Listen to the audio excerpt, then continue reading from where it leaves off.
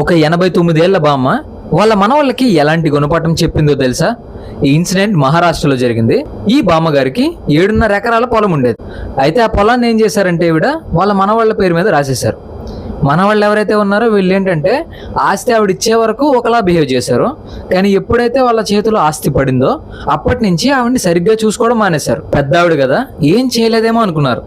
కానీ ఆవిడ తీసుకున్న ఒక్క నిర్ణయం వాళ్ళ లైఫ్నే మార్చేసింది. మన ఇండియాలో 2007 మెయింటెనెన్స్ యాక్ట్ అనే ఒక చట్టం ఉంది. పిల్లలు తల్లిదండ్రుల్ని సరిగ్గా చూసుకోకపోతే వాళ్ళు ఇచ్చిన ఆస్తిని మళ్ళీ తిరిగి వెనక్కి తీసుకోవచ్చు. ఇక్కడ ఈ బామ్మగారు కూడా ఇదే పని చేశారు. ఈవిడిచ్చిన 7.5 ఎకరాల పొలాన్ని చట్ట ప్రకారంగా మళ్ళీ తిరిగి వెనక్కి తీసుకున్నారు. వయసు అయిపోయింది కదా, ఏం చేయలేదని వాళ్ళు అనుకున్నారు.